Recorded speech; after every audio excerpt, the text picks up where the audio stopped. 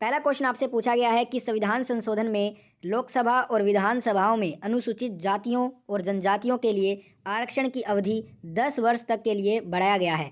तो ये जो संशोधन किया गया था ये 104वां संविधान संशोधन के तहत किया गया था, जिसमें अनुसूचित जातियों और जनजातियों के लिए आरक्षण की अवधि को 10 वर्ष के लिए और बढ़ा दिया गया है और ये संशोधन हुआ था दिसंबर 2019 में। नेक्स्ट क्वेश्चन आया था भारतीय खेल प्राधिकरण की स्थापना कब हुई थी। तो स्पोर्ट्स अथॉरिटी ऑफ इंडिया की जो स्थापना है ये 1984 में हुई थी। तो 1984 आपका राइट आंसर होगा। इसका जो हेडक्वार्टर है भारतीय खेल प्राधिकरण का वो जवाहरलाल नेहरू स्टेडियम दिल्ली में स्थित है। अगला क्वेश्चन आपसे जो पूछा गया है दोस्तों नृत्य से क्वेश्चन था कि पंजाब का कौन सा लोक नृत्य इनमें से नहीं है, जिसमें ऑप्शन में लावणी नृत्य दिया गया था। अब आप सभी को पता है जो लावणी है ना ये दोस्तों महाराष्ट्र का प्रसिद्ध नृत्य है, तो ये पंजाब का नहीं होगा, तो यही आपको करेक्ट करना था। इसके अलावा जो पंजाब के नृत्य हैं उसमें भांगड़ा, झूमर, लाउडरिंग, जूली, डंकरा और धूमल पुरुष लोक नृत्य हैं, जबकि सामी, गिद्दा, जागो और किक्किली महिला लोक नृत्य हैं। तो यहाँ पे ऑप्शन में दिया था लावणी एक पंजाब का नृत्य नहीं है बल्कि महाराष्ट्र का है, वही आपको छांटना था। अलग क्वेश्चन आया था पृथ्वी की सबसे जो ऊपरी परत है वो कौन सी है। रिपीट हुआ है, कल भी ये फर्स्ट शिफ्ट में क्वेश्चन पूछा गया था, आज भी क्वेश्चन पूछा गया है। पृथ्वी की सबसे जो ऊपरी परत है वो भूपर पट्टी है, क्रस्ट जिसे हम कहते हैं। नेक्स्ट क्वेश्चन आया था छठ पूजा कौन से भगवान से संबंधित है। छठ पूजा जो है ना ये बिहार और झारखंड राज्य से संबंधित है और इस पूजा में दोस्तों सूर्य भगवान की उपासना की जाती है। तो यहाँ पे सूर्य जो है आपका राइट आंसर हो जाएगा। अगला क्वेश्चन आया था नागालैंड की पहली महिला जो राज्यसभा की सदस्य बनी है वो कौन है। तो ऑप्शन में फांगनोन कोन्याक दिया था और फांगनोन कोन्याक आपका राइट आंसर होगा। नागालैंड की पहली महिला जो राज्यसभा की सदस्य बनी है इनका नाम है फांगनोन कोन्याक। ठीक है। अगला क्वेश्चन आया था फुटबॉल का व्यास फीफा के अनुसार कितना होता है। जो फुटबॉल का व्यास है ना वो फीफा के अकॉर्डिंग बताना है, तो 22 जो 22 सेंटीमीटर है वो फुटबॉल का व्यास होता है फीफा के अनुसार। ऑप्शन में 22 सेंटीमीटर दिया था, तो 22 सेंटीमीटर आपका करेक्ट आंसर होगा। एक क्वेश्चन आया था द्वितीय गोलमेज सम्मेलन कब हुआ था। तो द्वितीय गोलमेज सम्मेलन 7 सितंबर 1931 से शुरू हुआ था, जिसमें कांग्रेस ने भाग लिया और 1 दिसंबर 1931 को समाप्त हुआ था। यह लंदन में हुआ था। और कुछ स्टूडेंट बोल रहे थे कि प्रथम गोलमेज सम्मेलन पूछा था। अगर प्रथम पूछा है तो प्रथम हुआ था 22 नवंबर 1930 को।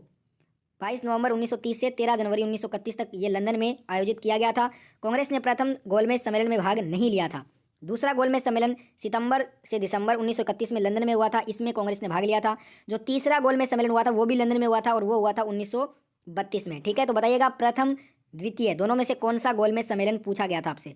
एक क्वेश्चन पूछा गया है राज्यपाल की नियुक्ति की योग्यता से कोई क्वेश्चन पूछा गया था, तो देख लेते हैं एक बार।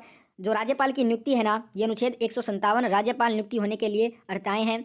पहली जो योग्यता है वो ये है कि कोई व्यक्ति राज्यपाल नियुक्त होने का पात्र तभी होगा जब वह भारत का नागरिक हो। ठीक है, तो भारत का नागरिक होना चाहिए, 35 वर्ष की आयु पूरी कर चुका हो, वह राज्य सरकार या केंद्र सरकार या इन राज्यों के नियंत्रण के अधीन किसी सार्वजनिक उपक्रम में लाभ के पद पर न हो, वह राज्य विधानसभा का सदस्य चुने जाने के योग्य हो, वह पागल या दिवालिया घोषित न किया गया हो। ये 5 योग्यताएं अगर आप में हैं तब ही आप राज्यसभा का सदस्य नियुक्त हो सकते हैं। तो बताइएगा इनमें से कौन सा ऑप्शन में दिया था।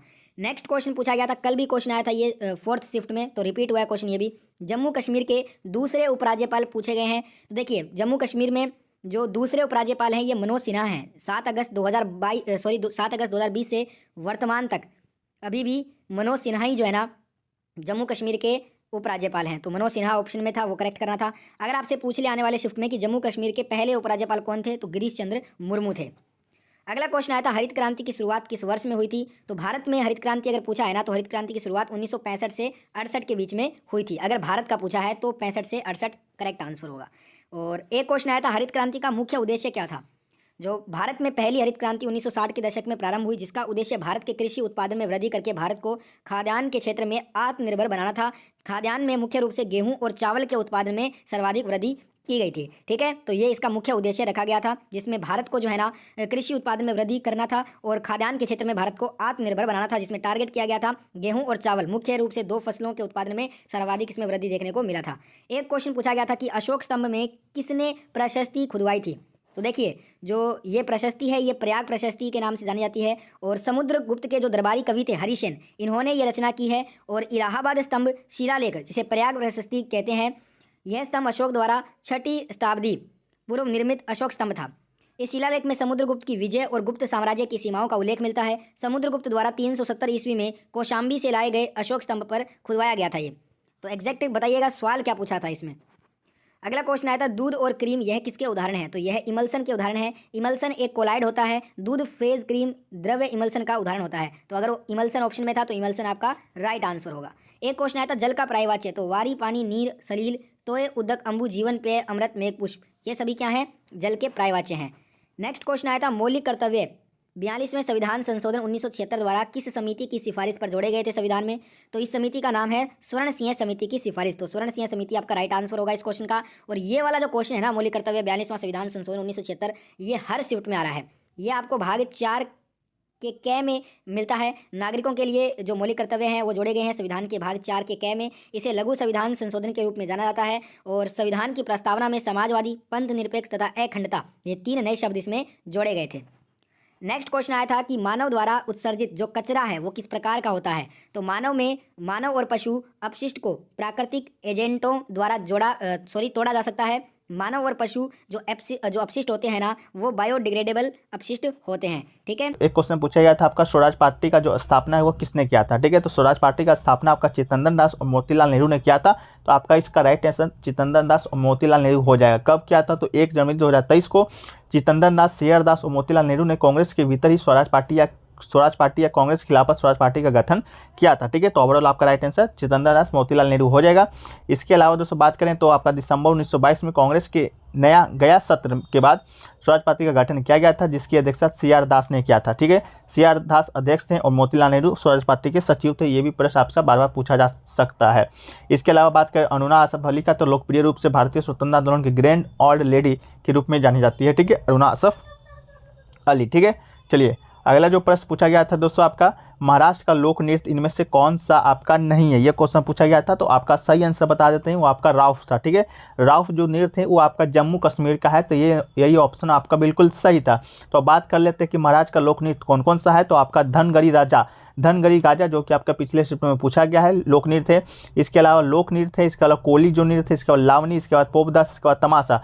आपके ऑप्शन में शायद तमाशा, लावनी और धनगढ़ी और राउफ दिया गया था, जिसमें से आपका राइट आंसर आपका राउफ हो जाएगा। इसके अलावा लावनी वाला आपका पूछा गया था फर्स्ट शिफ्ट में कौन सा आपका पंजाब का लोक नृत्य नहीं था, लावनी ऑप्शन में दिया गया था, जो कि आपका महाराष्ट्र का था। फर्स्ट शिफ्ट के वीडियो में हमने आपको बताया था।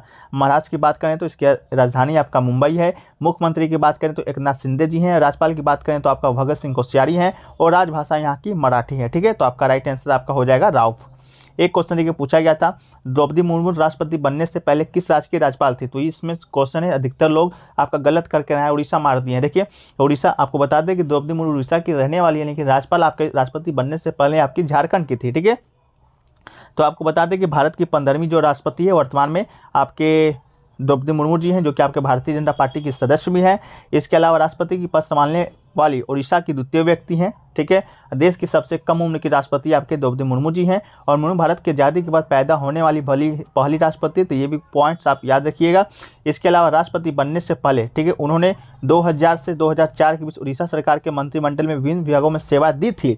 लेकिन आपसे पूछा गया था किस राज्य के राज्यपाल थी? 2015 से 2021 तक झारखंड के 9वें राज्यपाल के रूप में कार्यभार संभाला था। ठीक है, तो आपका झारखंड इसका राइट आंसर हो जाएगा। ठीक है, चलिए एक क्वेश्चन देखिए और पूछा गया था आपका 2000 जनगणना के अनुसार जनसंख्या में बिहार का स्थान पूछा गया था। ठीक है, तो बिहार के स्थान की बात करें 2011 के जनगणना के अनुसार तो आपका तीसरा था। ठीक है, तीसरा आपका राइट आंसर हो जाएगा। इसके अलावा पहला स्थान पे आपका जो प्रदेश है वो आपका उत्तर प्रदेश है और दूसरा पे आपका महाराष्ट्र है। ठीक है, तो पहला पे उत्तर प्रदेश जहाँ की जनसंख्या सबसे ज़्यादा है पूरे भारत में।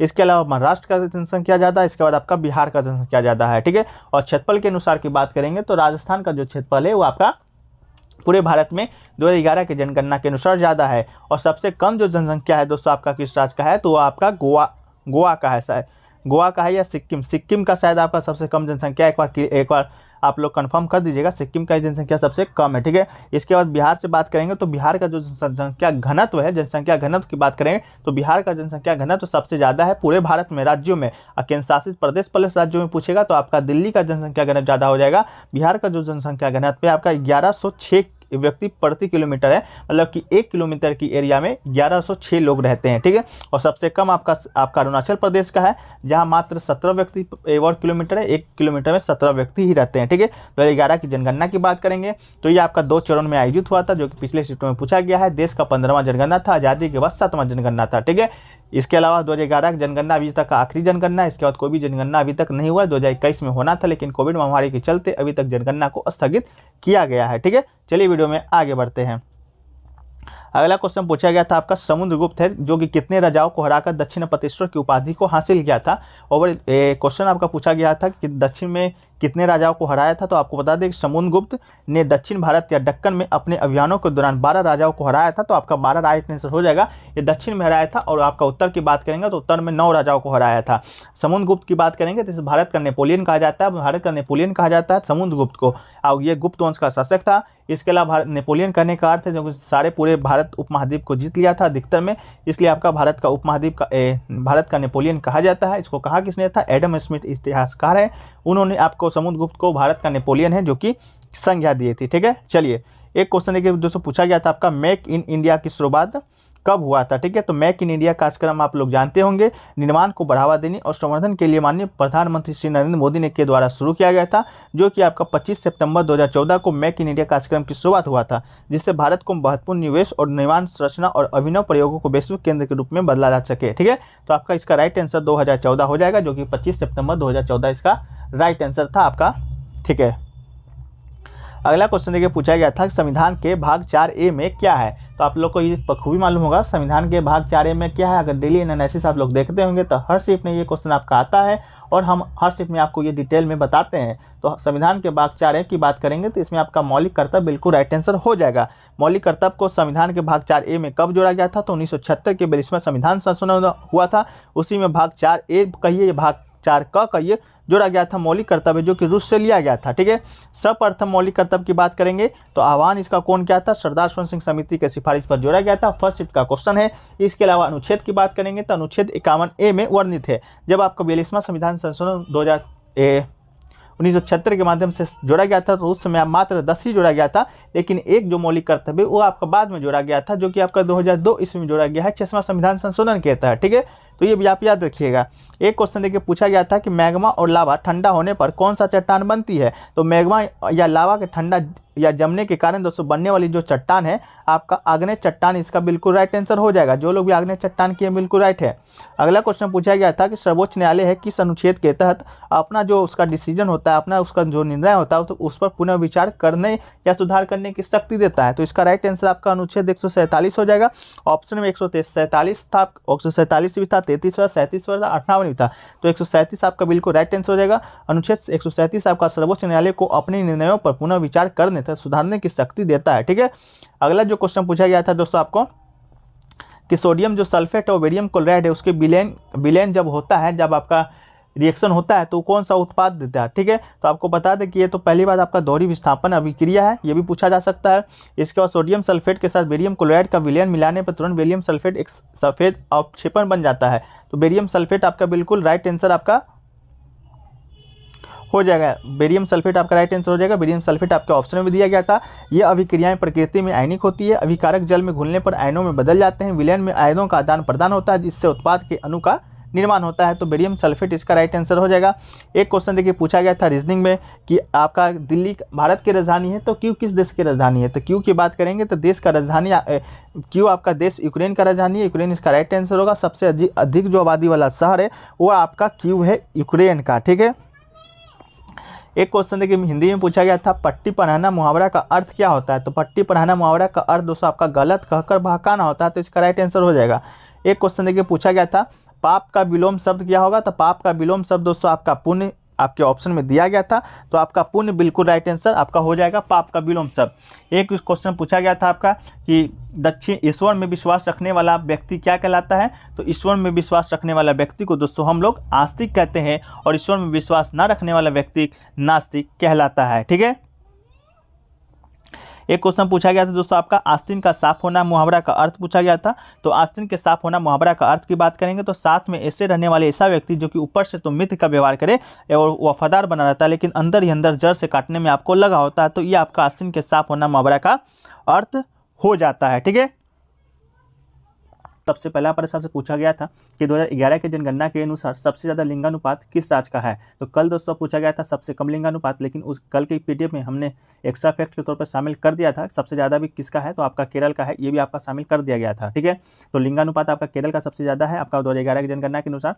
इसके अलावा बात करें लिंगानुपात का, तो लिंगानुपात का उपयोग प्रति 1000 पुरुष पर महिलाओं की संख्या का वर्णन करने के लिए किया जाता है। और 2011 की जनगणना के अनुसार आपका भारत की जनसंख्या अनुपात की बात करेंगे तो 1000 पुरुष पर 943 महिला है। ठीक है, तो ये भी प्रश्न आपसे कभी ना कभी पूछा जाएगा कि भारत का लिंगानुपात कितना है, तो 943 आपका बिल्कुल राइट आंसर वो होना चाहिए था। एक कल के क्वेश्चन में पूछा गया था कि आपका किस राज्य का सबसे कम है, तो आपको बताए थे हरियाणा राज्य का सबसे कम है 887 877 आपका लिंगानुपात है। इसके अलावा केंद्र शासित प्रदेश में बात करेंगे तो दमन दीव में लिंगानुपात सबसे कम है 618 है। इसके अलावा सभी भारतीय राज्यों में केरल का लिंगानुपात है जो कि सबसे अधिक है 1084 है। इसके अलावा पुडुचेरी की बात करेंगे तो पुडुचेरी का जो भारतीय राज्यों में लिंगानुपात है 1038 है, जो कि दूसरा सबसे अधिक है। ठीक है, पूछा गया था दोस्तों आपका स्वच्छ भारत मिशन से, स्वच्छ भारत जो मिशन है वो कब शुरू हुआ था। ठीक है, तो आपका 2014 इसमें आपका राइट आंसर हो जाएगा। सेकंड में पूछा गया था मेक इन इंडिया मिशन कब शुरू हुआ था, उसका भी राइट आंसर 2014 था। ठीक है, 2014 में ज़्यादातर जो मिशन है आपका शुरू हुआ था क्योंकि नया सरकार बना था इंडिया का, तो उसमें आपका नया जोश था, तो नए आपका मिशन स्टार्ट हो रहे थे। ठीक है, 2014 आपका राइट आंसर हो जाएगा। इसे स्वच्छ भारत अभियान के नाम से भी जाना जाता है। इसके अलावा स्वच्छ भारत अभियान की बात करेंगे तो 2 अक्टूबर 2014 को नई दिल्ली के राजघाट में शुरू किया गया था। 2 अक्टूबर को ही क्यों शुरू किया गया था, क्योंकि गांधी जी का सपना था कि हमारा देश स्वच्छ हो, तो गांधी जी की जयंती के अवसर पर आपका 2 अक्टूबर को 2014 को यह स्वच्छ भारत अभियान है जो कि शुरू किया गया था। इसका जो उद्देश्य था कि 2 अक्टूबर 2019 तक स्वच्छ भारत की ओर ले जाना। ठीक है, इसका उद्देश्य 2019 तक आपका हो जाना चाहिए था, लेकिन अभी तक भी आपका जो भारत है स्वच्छ पूरी तरह से नहीं हो पाया है। इसके अलावा ये हमें महसूस करने में मदद करने के लिए स्वच्छता हर किसी का कर्तव्य है और जिम्मेदारी है, इसके लिए शुरू किया गया था। इसका जो मकसद था खुले में शौचालय जाने पर रोक लगाना था और स्वच्छता और सफाई पर केंद्रित करना था। इसके अलावा जिसका उद्देश्य उन लोगों के लिए शौचालय बनवाना था जिसके पास शौचालय नहीं है। हालांकि आपका शौचालय का जो कार्य है बहुत ही ज़्यादा मात्रा में आपका बन चुका है इसी योजना के तहत। ठीक है, इस प्रकार स्वच्छ भारत मिशन है 2 अक्टूबर 2014 को शुरू किया गया था। ठीक है, 2014 आपका बिल्कुल राइट आंसर हो जाएगा। एक क्वेश्चन देखिए पूछा गया था उपराष्ट्रपति किस अनुच्छेद से संबंधित है, ये क्वेश्चन पूछा गया था। तो भारत का जो उपराष्ट्रपति का जो पद का जो उल्लेख है आपको बता दें संविधान के भाग 5 में। ठीक है, पूछा जाएगा तो भाग 5 के अंतर्गत आपका उपराष्ट्रपति का पद का उल्लेख किया गया है। अनुच्छेद आपसे पूछा गया था तो आपका भारतीय संविधान का अनुच्छेद 63 में आपका उपराष्ट्रपति पद का उल्लेख किया गया है, तो आपका राइट आंसर अनुच्छेद 63 हो जाएगा। आपको बता दें कि 2022 में आपका भारत के उपराष्ट्रपति और राष्ट्रपति दोनों का चुनाव हुआ था। तो उपराष्ट्रपति का जो चुनाव आपकी जीते थे जगदीप धनखड़ जी, जो कि पहले आपके तो पश्चिम बंगाल के राज्यपाल थे, लेकिन अब वर्तमान में आपके भारत की उपराज्यपाल हैं, उपराष्ट्रपति हैं, वो भी आपका 14वें नंबर के हैं। ठीक है, और आपका इस शिफ्ट में आपका राष्ट्रपति भी पूछा गया है, तो राष्ट्रपति को क्वेश्चन को नीचे डिस्कस करेंगे। अभी आपका उपराष्ट्रपति आपका 14वें नंबर के हैं। इसके अलावा संविधान का अनुच्छेद 63 से 63 अनुच्छेद भारत के उपराष्ट्रपति की अर्हता है। निर्वाचन तथा पदच्युत से संबंधित आपका अनुच्छेद है, तो अनुच्छेद उपराष्ट्रपति से संबंधित अनुच्छेद आपका 63 से 73 तक है। ठीक है, इसको भी आपको याद रखने की जरूरत है। ठीक है, एक क्वेश्चन देखिए पूछा गया था किस नदी का जो उल्लेख है, किस नदी का जो उल्लेख है आपका संविधान में एक बार हुआ है, ये पूछा गया था। तो आपको बता दें कि सिंधु नदी का तो सबसे अधिक बार उल्लेख हुआ संविधान में, और सरस्वती नदी ऋग्वेद का सबसे पवित्र नदी था, लेकिन आपका एक बार उल्लेख पूछा गया था। तो गंगा का जो उल्लेख है आपका एक बार हुआ है, तो आपका इसका राइट आंसर गंगा हो जाएगा। इसके अलावा यमुना का उल्लेख 3 बार और कृष्णा का उल्लेख 0 बार हुआ है। ठीक है, तो यमुना का उल्लेख कितना बार हुआ है, 3 बार हुआ है। कृष्णा का उल्लेख आपका 0 बार हुआ है। ऋग्वेद में सबसे जो प्रमुख नदी है आपका सरस्वती नदी थी। इसके अलावा ऋग्वेद में सरस्वती नदी पूर्व में यमुना और पश्चिम में सतलज नदी के बीच बताई गई है। ठीक है, तो गंगा का उल्लेख ही आपका एक बार हुआ है, तो आपका राइट आंसर एक बार हो जाएगा। ऋग्वेद की बात करें तो सबसे प्राचीन वेद आपका ऋग्वेद है। ऋग्वेद में 10 से 28 सूक्त हैं जो कि आपके प्रश्न बन चुके हैं। ठीक है,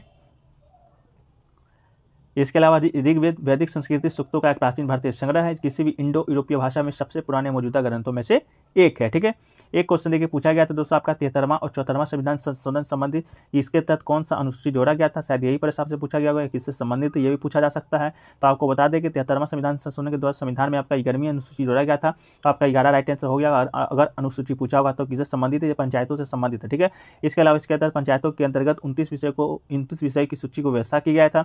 भारत में संवैधानिक रूप से पंचायती राज व्यवस्थाओं की स्थापना 73वें और 74वें संविधान संशोधन ने पंचायतें एवं नगरपालिकाओं को निवासी स्थानीय सरकार के रूप में स्थापित करने का अनिवार्य कर दिया था। ठीक है, तो ये आपका 1993 ईस्वी में आपका हुआ था। ठीक है, तो इससे संबंधित क्या प्रश्न आपका आया था, बताइएगा अनुसूची आया था या किससे संबंधित है ये आया था। ठीक है, एक क्वेश्चन देखिए पूछा गया था दोस्तों आपका बिहार विधान उपचुनाव 2022 से कि बोचा जो विधानसभा है उससे कौन आपके एमएलए बने हैं यानी कि विधायक बने हैं। तो बोचा से आपको बता दें अमर कुमार पासवान जो कि राष्ट्रीय जनता दल के हैं और आपका विधायक बने हैं तो बोचा क्षेत्र में, ठीक है।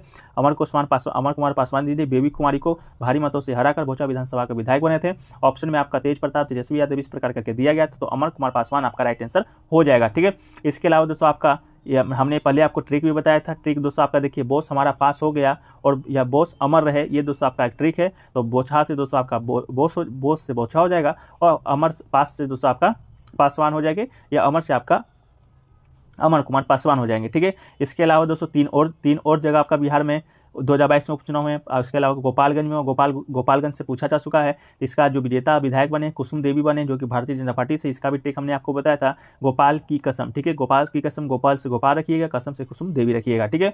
एक अगला जो आपका उपचुनाव हुआ था मोकामा क्षेत्र से, मोकामा से दोस्तों आपका नीलम देवी विजेता बनी थी, वो भी राष्ट्रीय जनता दल की थी। और ट्रिक हमने आपको बताया है मकाम की नीलामी, ठीक है, मकान की नीलामी या मोकामा की नीलामी, इस तरह करके याद रख सकते हैं, ठीक है। अगला क्वेश्चन दोस्तों आपका कुर्नी क्षेत्र से विधानसभा उपचुनाव हुआ है। तो कुर्नी क्षेत्र से दोस्तों आपका केदार प्रसाद गुप्ता जी बने थे विधायक और उसके ये किनसे संबंधित है तो भारतीय जनता पार्टी से। इसका जो ट्रिक है दोस्तों आपका कर से केदार यानी हानि होने पर केदारनाथ जी के प्रसाद करो, ठीक है। तो आप इस ट्रिक से भी इसको याद है जो कि आप रख सकते हैं, ठीक है। चलिए अगला क्वेश्चन देखिए पूछा गया था आपका द्रोणाचार्य पुरस्कार का शुरुआत है जो कि किस वर्ष हुआ था, ये आपसे पूछा गया था। तो द्रोणाचार्य पुरस्कार दोस्तों आपको बता दें द्रोणाचार्य पुरस्कार की जो स्थापना है आपका 1985 में किया गया था। यह पुरस्कार भारत सरकार के द्वारा खेल कोचिंगों के क्षेत्र में उत्कृष्टता के लिए दिया जाता है, यानी कि जितने भी कोच वगैरह रहते हैं उनको दिया जाता है। जिस प्रकार के भारत के वर्तमान में कोच आपके राहुल द्रविड़ हैं तो उनको दिया जा सकता है द्रोणाचार्य पुरस्कार, ठीक है। इसके बाद बात करें इस पुरस्कार का इनामी राशि का तो 3 लाख रुपए का नगद और द्रोणाचार्य की कांस्य प्रतिमा है और प्रशस्ति पत्र भेंट किया जाता है आपके इस पुरस्कार में। इसके अलावा यह पुरस्कार केवल ओलंपिक खेलों, पैरा ओलंपिक खेलों, एशियाई खेलों, राष्ट्रमंडल खेलों, विश्व चैंपियनशिप, विश्व कप के साथ साथ क्रिकेट, स्वदेशी खेलों और पैरा स्पोर्ट जैसे आयोजनों में शामिल व्यक्ति को भी दिया जाता है, ठीक है। तो आप इसको याद रखिएगा। इसके अलावा दोस्तों अगला क्वेश्चन देखिए पूछा गया था आपका पहली जो महिला आदिवासी है भारत की राष्ट्रपति बनी है। तो आपको बता दें जो द्रौपदी मुर्मू आपके बनी है, आपके सेकंड शिफ्ट का भी क्वेश्चन आपका राष्ट्रपति से संबंधित आया था, उसमें भी हमने आपको बताया था कि जो आपके द्रौपदी मुर्मू बनी है भारत की पहली आदिवासी महिला राष्ट्रपति बनी है, जिनका जो क्रम है आपका 15वां क्रम है, ठीक है। आपका 2022 में उपराष्ट्रपति राष्ट्रपति दोनों का चुनाव हुआ था, तो 15वें नंबर का राष्ट्रपति बनी थी और 14वें नंबर का आपके उपराष्ट्रपति बने हैं। इसके अलावा दोस्तों द्रौपदी मुर्मू की बात करें तो इनका जो आपका निवास क्षेत्र, इनका जो घर है आपका उड़ीसा में है, लेकिन दोस्तों इससे पहले आपकी कहाँ की राज्यपाल थी, तो इससे पहले दोस्तों आपका ये झारखंड की राज्यपाल थी, जो कि आपका थर्ड शिफ्ट का क्वेश्चन भी आया था। तो आपका 2015 से लेकर 2021 ईस्वी तक शायद आपका ये राज्यपाल रही थी आपका झारखंड के, ठीक है। कहाँ से संबंधित है तो उड़ीसा से आप ये संबंधित है, 15वें नंबर की राष्ट्रपति बनी है, ठीक है। इसके अलावा द्रौपदी मुर्मू ने दोस्तों आपका जहाँ ये बैठती हैं राष्ट्रपति भवन में, वहाँ दोस्तों आपका एक मुगल गार्डन हुआ करता था पहले, जो कि अब उसका नाम बदलकर अमृत गार्डन कर दिया गया है, ठीक है। तो इसको भी दोस्तों आप याद रखिएगा आगामी किसी एग्जाम के लिए। एक क्वेश्चन देखिए पूछा गया था फूल का पर्यायवाची शब्द आपसे पूछा गया था। तो फूल का पर्यायवाची शब्द की बात करें तो सारंग, कुसुम, सुमन, गल, उत्मांस, लतांत, मंजरी, मुहुप, पुहुप, गुलशन, विकासावस्था, डेफोडिल, प्रसून, ये दोस्तों आपका फूल का पर्यायवाची शब्द हो जाता है। इसके अलावा महावीर का भी पर्यायवाची शब्द आपसे पूछा गया था। तो केसरी, सिंह, शेर, व्याघ्र, पंचमुख, मृगेंद्र, केहरी, केसी, ललित, हरि, मृगपति, वनराज, शार्दुल, नहर, सारंग और मृगराज, ये दोस्तों आपके महावीर का पर्यायवाची शब्द आपका होता है, ठीक है। इसके अलावा दोस्तों आपका एक क्वेश्चन पूछा गया था कि सेलुलोज है वो कहाँ पर पाया जाता है। क्वेश्चन में दोस्तों और भी कुछ नाम दिए गए थे, ये पूछा गया था कहाँ पर पाया जाता है, क्लोरोप्लास्ट में पाया जाता है, माइटोकॉन्ड्रिया में पाया जाता है, या लाइसोसोम में पाया जाता है, ठीक है। तो इसका पूरा क्वेश्चन भी मिल नहीं पाया है, इसलिए इसका आंसर भी दोस्तों बताना मेरे लिए मुश्किल है। तो आप लोग जरूर कमेंट सेक्शन में इसका पूरा आंसर बताइएगा, क्वेश्चन को बताइएगा। इसके अलावा सेलुलोज की बात करें तो ये कार्बोनिक यौगिक है जिसका रासायनिक सूत्र C6H10O5N होता है। यह एक बहुसंकरा पॉलीसेकेराइड है, ठीक है। अगला क्वेश्चन देखिए दोस्तों पूछा गया था आपका पंचवर्षीय योजना से कुछ संबंधित प्रश्न आपसे पूछा गया था। किसी का विकास दर पूछा गया था, 12वीं का पूछा गया था या पहले का पूछा गया था, 5वीं का पूछा गया था। स्टूडेंट तीनों में कंफ्यूजन थे, ठीक है। तो आपको बता दें 12वीं पंचवर्षीय योजना का विकास दर ये आपका 2012 से 2017 ईस्वी तक चला था। भारत की जो 12वीं पंचवर्षीय योजना था आपका, इस योजना में आपका 9% की विकास दर हासिल करने का निर्णय लिया गया था, लेकिन राष्ट्रीय विकास परिषद ने 27 जनवरी 2012 को 12वीं पंचवर्षीय योजना के लिए 8% की विकास दर की मंजूरी दिया था, ठीक है। तो क्या पूछा था आप लोग कमेंट सेक्शन में बताइएगा। वीडियो के अंत में हमने सभी पंचवर्षीय योजनाओं को भी डील करेंगे और उसके विकास लक्ष्य को भी देखेंगे, ठीक है। एक क्वेश्चन देखिए पूछा गया था उन्नति का विलोम शब्द पूछा गया था। तो इसका राइट आंसर दोस्तों आपका अवनति हो जाएगा, ठीक है।